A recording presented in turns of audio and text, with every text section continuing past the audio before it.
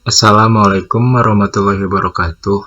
Selamat pagi, selamat datang di kelas 8 Prakarya pertemuan kedua. Nah, materi pembelajaran pada pertemuan kali ini yaitu ada dua. Yang pertama, proses pengolahan bahan limbah. Yang kedua, contoh produk kerajinan bahan lunak. Nah, pertemuan kemarin kan kita sudah mempelajari tentang pengertian dari bahan limbah itu sendiri sama prinsip dari kerajinan berbahan dasar limbah bahan lunak. Nah, untuk materi sekarang yang tadi saya sudah sebutkan bahwa ada dua materi. Yang pertama proses pengolahan bahan limbah, yang kedua contoh produk kerajinan bahan lunak. Nah, proses pengolahan bahan limbah lunak. Nih, yang pertama pemilihan bahan limbah lunak yang akan digunakan untuk membuat kerajinan. Nah, setelah pemilihan bahan limbah lunak atau setelah dipilih-pilih mana nih bahan limbah yang akan kita gunakan. Nah, setelah kita pilih dan setelah kita tentukan mana bahan limbah yang akan kita gunakan, lalu kita membersihkan bahan limbah lunak yang telah tadi dipilih. Nah, setelah kita pilih bahan limbahnya, jangan lupa kita bersihkan. Setelah itu, setelah kita bersihkan dengan air mengalir, dengan sabun atau dengan alat pencuci lainnya, kita jangan lupa keringkan. Nah, jadi yang pertama itu pemilihan bahan limbah lunak yang digunakan untuk membuat kerajinan. Yang kedua, membersihkan bahan limbah lunak yang telah dipilih. Yang ketiga, bahan limbah lunak tersebut atau bahan limbah yang telah kita pilih tadi kemudian dikeringkan. Nah, setelah dikeringkan, tahap selanjutnya pewarnaan bahan limbah lunak dengan cara dicelup atau direbus bersama dengan zat warna tekstil atau dengan cara dipernis atau polinter atau dicat menggunakan cat akralik atau cat minyak. Jadi setelah tadi dicuci, terus dikeringkan, jangan lupa cat dengan warna pilihan atau yang warna dengan sesuai dengan keinginan kita. Lalu setelah dicat, jangan lupa kita keringkan kembali di sinar matahari langsung ya, biar proses pengeringannya cepat selesai.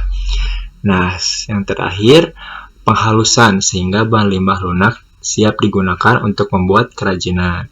Nah, jadi proses pengolahan bahan limbah lunak itu ada 6 ya. Yang pertama, kita pilih dulu nih bahan limbah yang akan kita gunakan. Yang kedua, setelah dipilih, kita bersihkan bahan limbahnya dengan air mengalir atau dengan bantuan alat pembersih lainnya seperti sabun dan lain sebagainya.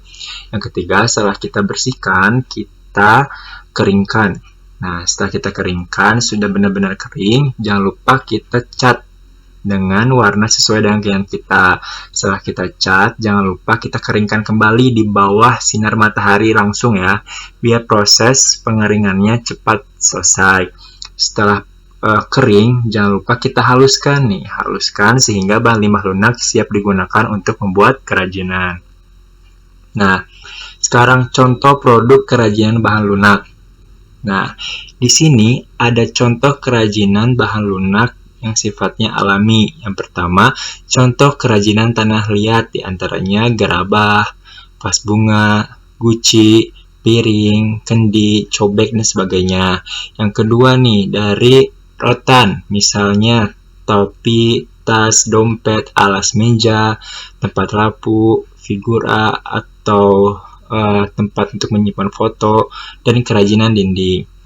Lalu ada kulit nih, kulit misalnya kita membuat tas, sepatu, wayang, dompet, jaket. Nah, sebenarnya di kerajinan bahan lunak alami itu ada banyak ya, tapi kita ambil 3 contoh aja. Yang pertama tanah liat, yang kedua rotan atau serabut, ini ya serabut, yang ketiganya kulit.